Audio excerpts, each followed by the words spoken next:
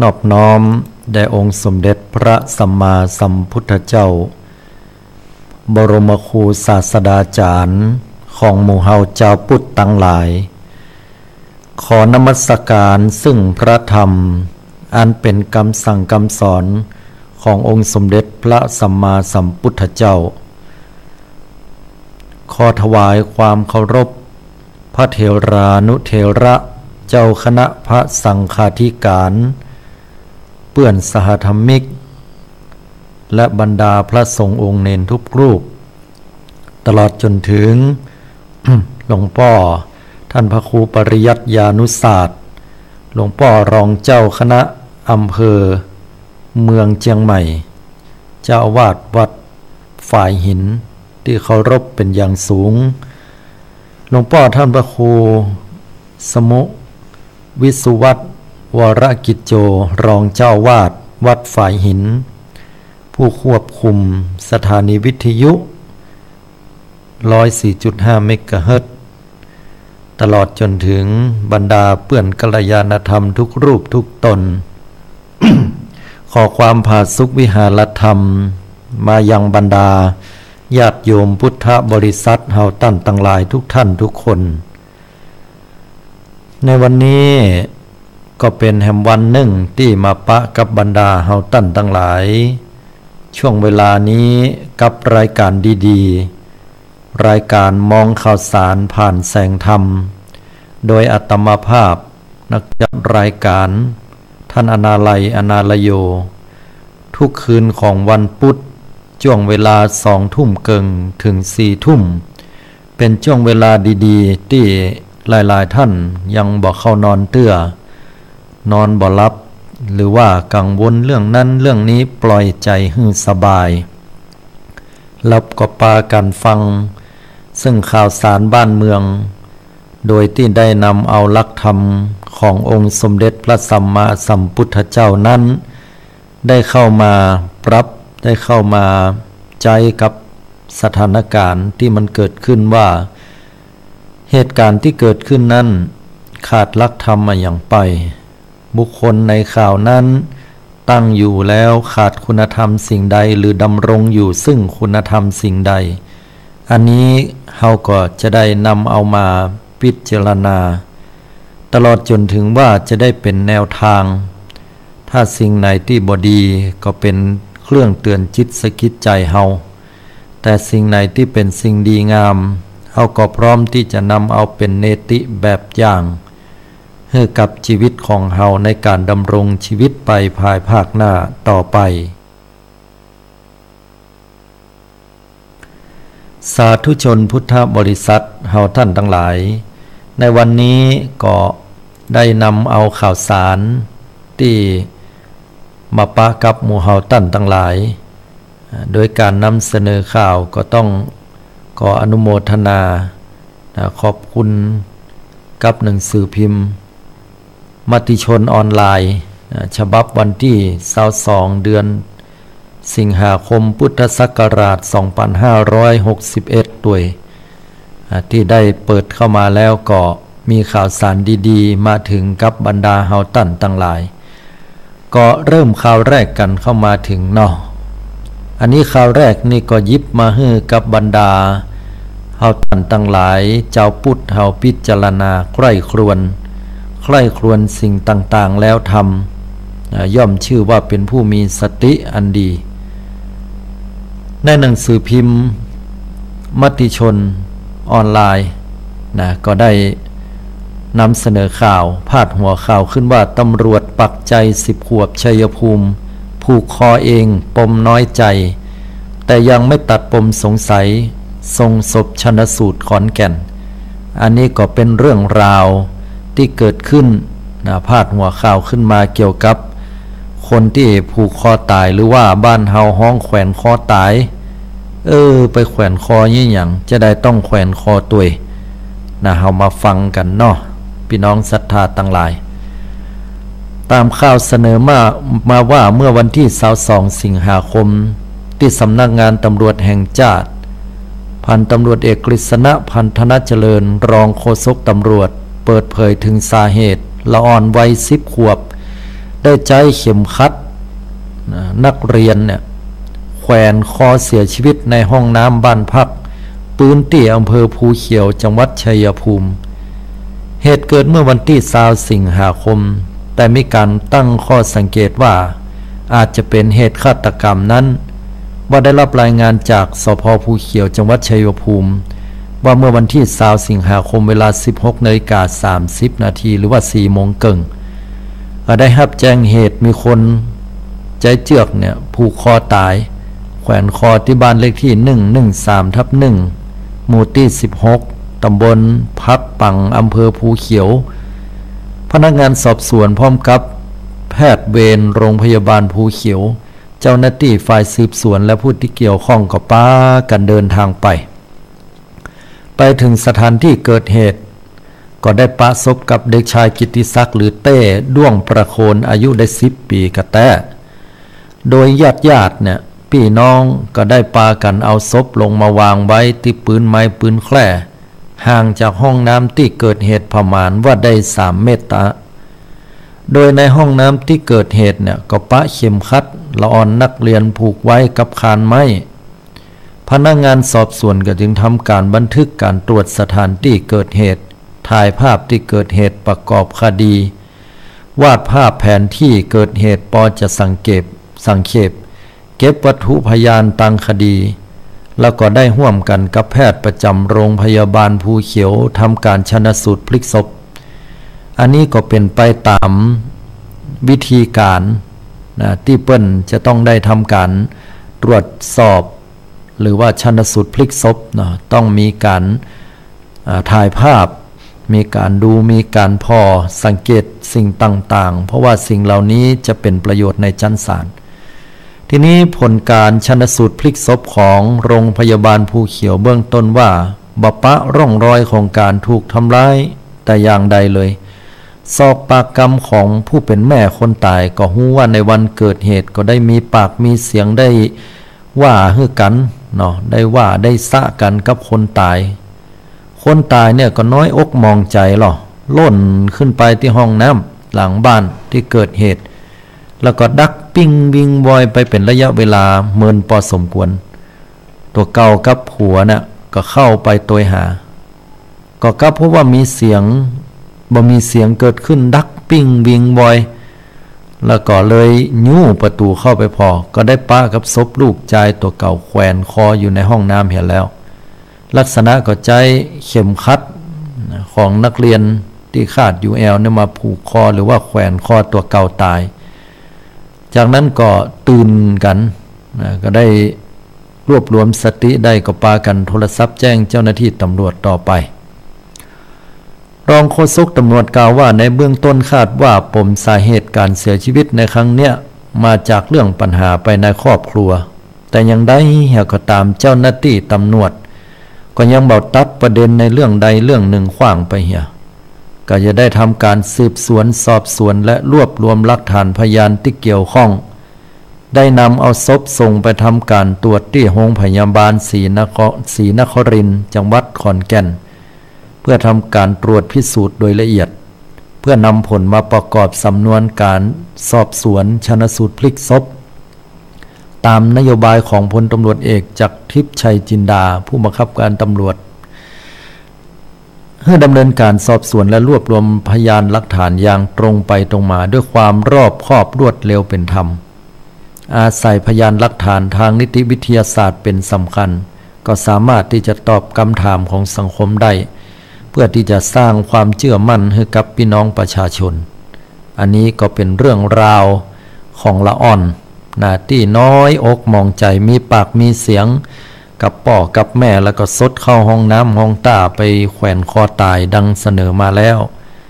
อันนี้ก็บัดตัดประเด็นอื่นไปพี่น้องศรัทธาญาติโยมแต่เต้าที่พอรูปการนั้นทางตำรวจเปิ้นก็สันนิษฐานไว้ว่าก็ถ้าจะเป็นการฆาตกรรมเป็นการฆ่าตัวเก่าตายก็เปิ้นฮ้องแหมอย่างภาษาว่าอัตวินิบาตกรรมทีนี้เฮามาพอกันในเรื่องของหลักธรรมขององค์สมเด็จพระสัมมาสัมพุทธเจ้าได้ตรัสเอาไว้ว่ากิจโฉมนุสสปฏิลาโภ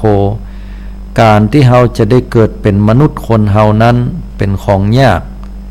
เป็นของยากอย่างใดศรัทธาญาติโยมเฮาตั้นทั้งหลายนั้นได้ถูกคัดเลือกจากธรรมชาติแล้วหมายความว่าการที่เฮาจะต้องได้มาเกิดเป็นคนนั้นเฮาจะต้องแข่งขันกับบรรดาหมู่ปี่หมู่น้องของเฮาอู้ง่ายๆอย่างเจือของแม่ของป่อสุมาเตะตามแบบวิทยาศาสตร์เนาะเจือของป่อนี่มีจำนวนหลายล้านนั่นคือบรรดาญาติของเฮาแล้วเฮาก็เป็นผู้ที่แข็งแกร่งที่สุดนะเข้าเจาะเข้าไปได้ที่ไข่ของแม่แล้วก็ฝังตัวอยู่โดยธรรมชาติของแม่ก็จะหับได้เพียงแค่1หรือ2บ่เกินนั้นที่เฮาเกิดมาได้เพียงคนเดียวก็แสดงว่าในบรรดาญาติพี่น้องเฮาถึงหมดเฮาเป็นผู้ที่แข็งแรงที่สุดเมื่อเฮาอยู่ในไข่ของแม่ก็เจริญเติบโตขึ้นมาเป็นอัมเปสิพัฒนาเป็นจากกะละละน้อยๆที่น้ำขุ่นๆน้อยๆนะผสมแล้วก็เริ่มที่จะใหญ่ขึ้นท้ายที่สุดก็เป็นปัญจสาขาแตกออกเป็น5อย่างก็คือแขน2ขา2และหัว1ใหญ่หน้ากาบานอยู่ในท้องแม่นั้นเลี้ยงดูปู่เสือ10 เดือนเกิดขึ้นมาแต่ในที่สุดพอพ่อแม่ว่าก็น้อยอกมองใจกันอย่างใดล้ำเหลือละอ่อนละอ่อนชีวิตคนเฮากว่าจะได้มามันเป็นเจ้าของง่ายไอ้ล่าพ่อแม่เปิ้นว่าจะไปน้อยอกมองใจล้ำน้อยอกมองใจก็จะไปกึดสั้นอย่างอันแล้วก็ปลาตัวเก่าไปแขวนคอตายกึดว่าประชดประชันพ่อแม่แล้วมันจะจบการที่คนเฮานั้นฆ่าตัวตายเปิ้นฮ้องว่าอัตตวินิบาตกรรมอัตตวินิบาตกรรมคือการฆ่าตัวเก่านั้นจะต้องได้เกิดถือกำเนิดมาเป็นคนเฮาหรือเป็นสัตว์อื่นจะได้ทำการฆ่าตัวเก่าถึง500จาดเพราะถือว่าเป็นการทำลายบุคคลผู้ที่ประเสริฐก็คือความเป็นมนุษย์คนเฮาเนี่ยจะต้องได้เกิดมากุจาดฆ่าตัวเก่าตายให้เป็นดีหน้าสลดหดหูใจแต่และการที่เฮาจะได้ความเป็นมนุษย์แบบใจของง่ายอุปมาเพียบเทียมว่าเต่าตาบอดเวียนว่ายน้ำอยู่กลางทะเลมหาสมุทรพอหาฝั่งบะปะ100 ปีไหนก็จะมีคนที่โจ่งห่วงสัพพมานว่าหมอกละกุยเนี่ยโจ่งห่วงลงมาซุปใส่คอเต่าตัวนี้ก็100 ปีในพุทธขึ้นมาหายใจที่บนผิวน้ำเหียดเตื้องความน่าจะเป็นที่เต่าตัวนี้พุทธขึ้นมาปุ๊บหายใจกำเดียวและดำดิ่งลงไปกับห่วงนั้นมันมาซุปใส่คอเต่านั่นคือโอกาสที่เราจะได้เกิดมาเป็นคนศรัทธาญาติโยมทั้งหลายเพราะฉะนั้นบัดเดียวนี้คือเฮาคิดกันว่าเฮาได้กำคิดอะไรอย่างแนวคิดอันใดจากเรื่องราวเหล่านี้ชีวิตเฮามันมีก้าเหลือเกินเทวดาทั้งหลายนั้นเฮาก็แค่ไปเกิดเป็นเทวดาเนาะเทวดามีหยังก็สะดวกสบายแต่เทวดากลับมาคิดว่ามนุษย์คนเฮานั้นโชคดีเหลือเกินเพราะว่ามนุษย์คนเฮานั้นสามารถที่จะหันความทุกข์ 50% หันความสุข 50% โอกาสบรรลุธรรมมีนักเหลือสวรรค์นั้นยิ่งอยู่เมินก็ยิ่งจะต้องหนุ่มลงมนุษย์คนเฮาอยู่เมินแก่ลงแต่เวลาตายนั้นเฮาแก่เท่าแล้วตายแต่ว่าเทวดาทั้งหลายยิ่งหนุ่มลงตะใดพอเพื่อจะหู้ว่าตัวเก่าจะตายก็ตกอกตกใจจากนั้นแหมบ่เมินก็ทำใจบ่ได้ก็ตายไปถ้าทำใจยังบ่ได้เศร้าโศกก็มีโอกาสไปตกหม้อนรกแหมเวียนว่ายตายเกิดกันอย่างอี้ญาติโยมเฮาทั้งหลายพอในมุมของความเป็นพุทธศาสนาพระพุทธเจ้าในเปิ้นบ่ได้สรรเสริญให้เกิดการฆ่าตัวตายบ่ใช่ตัดช่องน้อยแต่ปอตัวถ้าปัญหามีไว้ให้แก้ถ้ามันแก้บ่ได้ก็ละไว้หั่นก่อนเพราะอะไรหยัง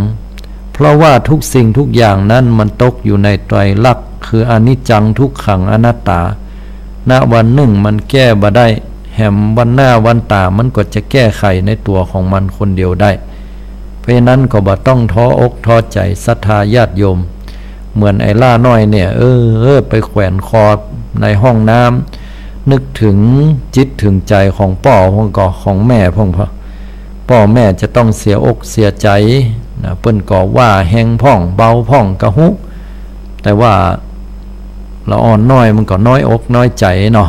ตัดช่องน้อยแต่พอตัวไปน่าอินดูก็บ่ฮู้จะยะใดแต่ฉะนั้นหมู่เฮาก็มาพิจารณาร่ำเปิงว่านี่ละถ้าเฮามีลูกมีหลานมีเต้าเฮาก็จะสอนให้เขาได้ฮู้ได้รับทราบว่าการที่เฮาฆ่าตัวตายเป็นสิ่งที่บ่บังควรเสียโอกาสในความเป็นมนุษย์คนเฮาเกิดมาเนี่ยศรัทธาเฮาใจไปกี่วันล่ะเฮาใจไปกี่เดือนเฮาใจไปกี่ปีเอาอายุปีของเฮานั้นไปหักกบลบหนี้หรือว่าไปคำนวณหาว่าเฮาใจชีวิตมากี่วันแล้วแล้วเฮายังบ่ฮู้ว่าเฮาจะมีชีวิตเหลือแห่มกี่วันแห่มกี่เดือนกี่ปีบ่มีไผการันตีให้เฮาได้ฉะนั้นก็จะไปประมาทในการที่เฮาจะอยู่ในสังคมนี้ต้องทำหน้าที่ต้องทำสิ่งที่เป็นประโยชน์ให้เกิดขึ้นกับตัวเกิดขึ้นกับครอบครัวเกิดขึ้นกับส่วนรวมเกิดมาแล้วทั้งทีเฮาก็ต้องสร้างดีเอาไว้จะตายทั้งทีก็ฝากดีเอาไว้แหมนั่นก็ขึ้นชื่อว่าเป็นมนุษย์ที่เฮาได้สรรสร้างสิ่งดีๆให้เกิดกับสังคมเป็นมนุษย์เป็นได้เพราะใจสูงเหมือนนกยูงมีดีที่แววขนถ้าใจต่ำเป็นได้เพียงแค่คนย่อมเสียทีที่ตนได้เกิดมาใจสะอาดใจสว่างใจสงบถ้ามีครบควรเรียกมนุษย์สาเพราะคิดถูกพูดถูกทุกเวลาเปรมปรีดาสุขสันต์คืนวันจริงอันนี้หลวงพ่อพุทธทาสได้ทำการประพันธ์ได้แต่งไว้อย่างน่าฟังเพราะนั้นคนเฮานั้นจะเป็นมนุษย์พัฒนาขึ้นได้มีสติปัญญาก็จะต้องก้อยฝึกฝนตัวเก่าไปถ้าบ่ายอันก็จะได้แค่ความเป็นคนพอความเป็นคนก็ยังเฮาหันเนี่ยบ่พัฒนาจิตใจเจออุปสรรคปัญหาใดน้อยเดียวกระทบก็ขาดแรงก็ขาดภูมิคุ้มกันเปิ้นฮ้องว่าคนมาจากกรรม2 กรรมคือคอควายตัวหนึ่งซึ่งเฮาเชื่อกันว่าควายนั้นเป็นสัตว์ที่โง่เขาในความเป็นจริงนั้นที่แต่แล้วมันอาจจะบ่ง่าวก็ได้แต่เฮาก็เป็นสัญลักษณ์บอกว่าถ้าบ่เรียนหนังสือจะง่าวเหมือนควายว่าอย่างนั้นเพราะใจก็แหงงานทีนี้บวกกับคำว่านอหนูนั้นเป็นสัตว์ที่ซุกซนและสกปรก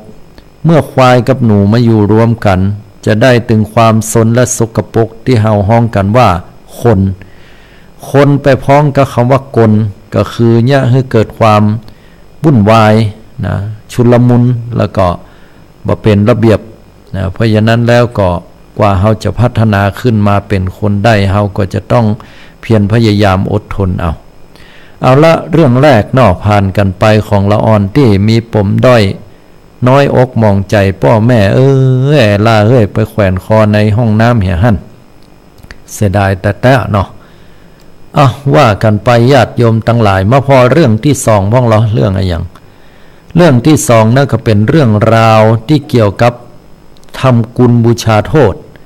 หลายๆคนก็คงจะเคยจมมาเนาะว่าเฮามันทำกุลคนบ่ขึ้นว่าอย่างนี้นะมาฟังเรื่องนี้แหมเรามันเป็นอย่างใดจะเป็นอย่างอันก็พาดหัวข่าวของสำนักข่าวเนี่ยที่ได้กล่าวไว้ก็คือว่าหนุ่มแสบญาติสงสารเห็นตกงานให้มาอยู่ด้วยสุดท้ายแอบขโมยรถป้ายแดงโพสต์ขายใน Facebook เอาแหมแล้วเปิ้นหันเปิ้นอินดูปรากฏว่าเอารถเปิ้นไปประกาศขายแล้วมันได้ขายแต่บ่ฮู้เรามาฟังพอเนาะ เมื่อเวลา 11 นาฬิกาของวันที่22 สิงหาคมที่สถานีตำรวจภูธรเขานิพันธ์อำเภอเวียงสะจังหวัดสุราษฎร์ธานีพันตำรวจเอกพงษ์จักรปรีชาการุณพงศ์ผู้กำกับการสถานีตำรวจภูธรเขานิพันธ์สอบปากคำนายทรงพลหิลอายุ35 ปีอยู่บ้านเลขที่ 31/3 หมู่ที่ 9 ตำบลโพเก้าต้นอำเภอเมืองจังหวัดลพบุรีคนหายที่ถูกจับในข้อหาลักทรัพย์รถกระบะยี่ห้อโตโยต้ารุ่นวีโก้ทะเบียนป้ายแดงก3026กรุงเทพเอาทะเบียนป้ายแดงแหมเกินเนาะของนางสาวจุฑามาศเกตมณีอายุ33ปีบ้านเลขที่111/21หมู่ที่1ตำบลเขานิพันธ์อำเภอเวียงสะที่แจ้งความหายจากบ้านพักเมื่อเจ้าวันที่21สิงหาคม2561โดยนายทรงพลเนี่ยได้นำเอาไปโพสต์ขายใน Facebook ตลาดซื้อขายรถจนถูกตำรวจจับได้ที่ลานจอดรถห้างสรรพสินค้าแห่งหนึ่งในจังหวัดนนทบุรีเมื่อวันที่21สิงหาคม61เนี่ยนะคนเฮามันบัดซื่อบัดใสนะศรัทธาเฮาตั้นทั้งหลายเอ้ยเนาะนางสาวจุฑามาศให้การว่านายทรงพลเป็นญาติกับสามีของตัวเก่านั่นโดยก่อนหน้านี้ได้มีงานทำบ่มีงานทำขออภัยตัวก่อนหน้านี้บ่มีงานทำสามีตัวเก่าหรือว่าผัวเนี่ยก็เกิดความอินดูก็จวนบรรยากาศเนี่ยงานแล้วก็พักอาศัยที่บ้านได้ประมาณว่า3 เดือนเนาะโดยผัวตัวเก่าได้ซื้อรถกระบะใหม่ป้ายแดงถอยออกมาราคาอยู่ที่900,000 บาทธโมสังโคน้องล้านเราเหรอบ่ถึงล้านย่อม100,000เพื่อที่จะเอาไว้ขายก้าขายนะเพื่อจะเอาไว้ก้าขายล่นไปวิ่งไปแต่ละที่ละที่แต่ก็ผ่อนนะเป็นรถผ่อนตามงวดแรกวางอยู่ 11,280 บาทแต่อยู่ดีกินได้รถก็หายไปเลยอีวะว่านะรถกระบะยี่ห้อนิสสันนาวาร่าบ่ฮู้ว่าเป็นไผเป็นของไผมาจอดอยู่ที่หน้าบ้านก็เลยไปแจ้งความที่สภ.เขานิพันธ์คือเอารถยี่ห้อนิสสันนาวาร่าเนี่ยมาจอดละไว้ก็บ่ฮู้ว่าของไผไปแจ้งความก่อนว่าอย่างนั้นนายทรงพลก็ได้รับคำสารภาพว่าก็ได้ลักถ่ายภาพรถกระบะใหม่ป้ายแดงของญาติเอาไปโพสต์ขายใน Facebook นะตลาดรถราคา 140,000 บาทโอ้จาก900,000เนี่ยเหลือ 140,000 โอ้อย่ามาลดแลกแจกแถมแตะว่าด่ะก็ยังว่าเนาะศรัทธาญาติโยมทั้งหลายรถมันเป็นของฮ้อนได้มาโดยบัสุจริตไปลักไปจกเอาของเปิ้นด่ะก็จนมีผู้ติดต่อขอซื้อแต่ต้องนำไปส่งที่จังหวัดนนทบุรีมีข้อแม้กันเนาะเอาไปตั้งที่เนอะว่าอย่างนั้นก็ได้โพสต์ Facebook หาคนรับจ้างขับรถในราคา 12,000 บาทจนมี2 สามีภรรยามารับจ้างรับไปก็โดยจอดรถกระบะยี่ห้อนิสสันไว้ที่บ้านดังกล่าวเป็นรถของ2 สามีภรรยาสามีผัวกับเมียเนาะที่รับหน้าที่เป็นยังเดี๋ยวจะขับรถไปให้คนเดียวนะเอาขับรถไปส่งให้ด้านพันตำรวจเอกพงษ์จักรปรีชาการุณพงศ์ผู้กำกับการสถานีตำรวจภูธรเขานิพันธ์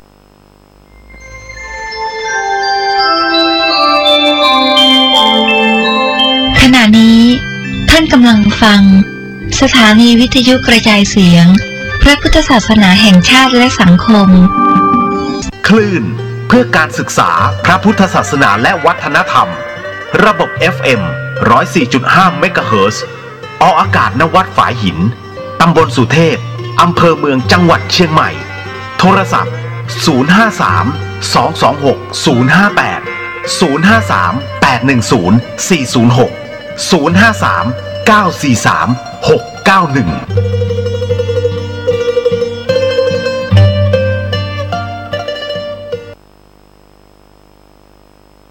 ของสังคมวัฒนธรรมการศึกษาการต่อรองจนพดมาถึงประวัติวัด7 ยอดวันนี้อู้ได้วัดเดียวเนื่องจากว่าเฮาไล่มายาวมันจะตัดส่วนใดส่วนหนึ่งออกไปมันก็จะบ่ปฏิปต่อกันทั้งนี้ทั้งนั้นก็เพื่อให้หมู่เฮาได้รับฟังกันแก้ง่อมไปด้วยแล้วก็แถมอย่างนึงก็จะเอาไปกึดก็จะดีมากๆเอาไปกึดช่วยกันสร้างสรรค์ในสังคมเนี่ยถึงบอกว่ามันเป็นกายกรรมวจีกรรมมโนกรรมนะคือกายวาจาใจนี่มันจะต้องมันมีเป็นธรรมชาติของมันเนี่ยมี เพราะฉะนั้น59 นาที 32 วินาทีก็จะได้ล่ำลาท่านผู้ฟังไปแล้วก่อนที่จะได้ล่ำลาไปนี้ก็ขอพระคุณที่เราเกิดมาเป็นมนุษย์ขอพระคุณคุณพ่อคุณแม่ขอพระคุณปุจจาพระรัตนตรัยด้วยความเคารพนอบน้อมครูบาอาจารย์พระอุปัชฌาย์พระกรรมวาจาพระอนุสาวนาจารย์ตลอดถึงสิ่งแวดล้อมต่างๆประเทศชาติบ้านเมืองตลอดถึงผู้มีพระคุณทั้งหลายทั้งที่บรรพชนที่ยังมีชีวิตอยู่แล้วก็เสียชีวิตไปแล้วแผ่นดินที่เราอยู่นี่ด้วยความร่มเย็นเป็นสุขพอสมควรขอพระคุณเป็นอย่างสูงขอพระคุณท่านผู้อำนวยการสถานีวิทยุขึ้นพระพุทธศาสนาแห่งนี้เป็นอย่างสูงและเจ้าหน้าที่ทุกท่านที่อำนวยความสะดวกวันนี้ขออำลาไปก่อนขอความสุขความสวัสดีจงมีแด่ท่านผู้ฟังทุกท่านเจริญพร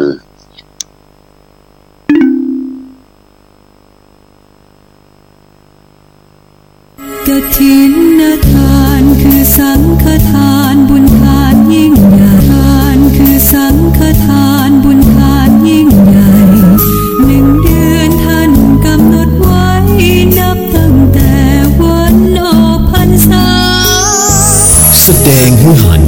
ถึงพลังศรัทธาอันเลิศอันเป็นจุดเริ่มต้นของเนื้อนาบุญร่มกาสาวพัฒน์วัดหนองกายขอเชิญผู้สั่งสมบุญกุท่านร่วมทำบุญทอดกฐินสามัคคีพระนครศรีอยุธยาถึงเชียงใหม่ประจำปีพุทธศักราช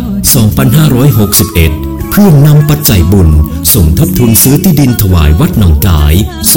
2562 กองบุญละ 10,000 บาทตารางวาละ 500 บาทหรือตามกำลังศรัทธากำหนดการมีดังนี้วันเสาร์ที่ 3 พฤศจิกายน พุทธศักราช 2561 เวลา 8 โมงเช้าพระสงฆ์28 รูปสวดทักษิณานุประทานเวลา 9 โมง 39 นาทีฟังเทศนาธรรมอานิสงส์กฐินเวลา 11 โมงถวายภัตตาหารเพลแด่พระภิกษุสามเณรเวลาเที่ยงวันศรัทธากุท่านร่วมรับประทานอาหารเวลาบ่ายโมงตรงตั้งขบวนแห่องค์กฐินและบริวารกฐินรอบพระวิหาร3 รอบวิธีการบริจาคซื้อที่ดินถวายวัดหนองกาย 1. สามารถร่วมบุญผ่านบัญชีได้ที่ชื่อบัญชีกองทุนซื้อที่ดินถวายวัดหนองกายธนาคารกสิกรไทยสาขาแม่ริมเลขที่บัญชี 08720771111หรือวิธีที่ 2 มาที่วัดหนองกายตำบลสันปะยางอำเภอแม่แตงจังหวัดเชียงใหม่โทร 053-374-095 หรือ 374-096 มือถือ 081-7656-469 เพื่อความต่อเนื่องในงานทอดกฐินสามัคคีการสร้างตาลมหาบารมีขอเชิญกุท่านร่วมเป็นเจ้าภาพตั้งโฮงตาลน้ำปานะปูจาพระธรรมปัญญาขจัดความตระหนี่ห่างไกลชีวาสร้างเหตุความร่ำรวยด้วยกฐินทานล้ำค่าสร้างเหตุปัจจัยด้วยศรัทธาด้วยปัญญารู้เห็นทำตามจริงขอเชิญสาธุชนสร้างบุญกุศลยิ่งใหญ่ขณะนี้ท่านกำลังฟังสถานีวิทยุกระจายเสียงพระพุทธศาสนาแห่งชาติและสังคมคลื่นเพื่อการศึกษาพระพุทธศาสนาและวัฒนธรรมระบบ FM 104.5 เมกะเฮิรตซ์ออกอากาศณวัดฝายหินตำบลสุเทพอำเภอเมืองจังหวัดเชียงใหม่โทรศัพท์ 053-226-058 053-810-406 053-943-691วันอาทิตย์ที่ 9 กันยายนนี้พี่น้องชาวเชียงใหม่และชาวเหนือพบกันปีละครั้งกับมหกรรมเทศนาธรรมยิ่งใหญ่แห่งปีมีเทศมีทอล์กปีที่ 7 ตอนมงคลธรรมมงคลชีวิตหลากหลายสไตล์ธรรม9 ชั่วโมงกับ9 พระนักเทศ ยิ่งใหญ่ตระการตาร่วมประกาศศักดาแห่งพระธรรมในวันอาทิตย์ที่ 9 กันยายนนี้ประตูเปิดให้เข้างาน 7 นาฬิกาณเซ็นทรัลแอร์พอร์ตชมฟรีไม่มีค่าใช้จ่ายใดๆสอบถามรายละเอียดเพิ่มเติมได้ที่ 081 421 4692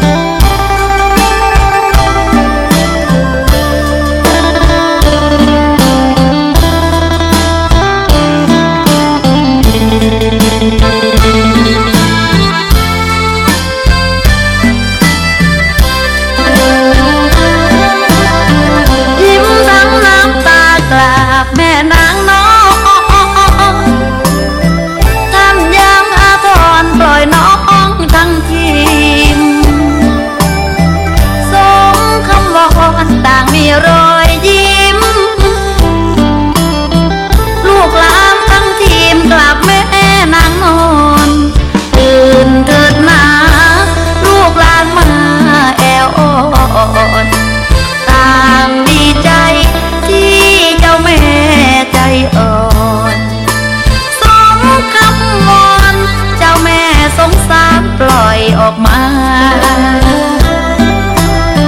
ขอบคุณครูบาบุญชุ่มทั่วไทยหน่วยงานกู้ภัยดำน้ำตามหาทั้งสื่อมวลชนหน่วยงานอาสาขอบคุณผู้ว่าคุณหมอทุกคนตำรวจทหารช่วยเต็มใจไม่บ่นขอบคุณเมืองนอกเมืองไทยทุกคนลุ้นทุกคนเป็นกำลังใจให้ประจำขอบคุณเจ้าแม่นางนอนที่ปล่อยทีมบอล13 คนจากคำ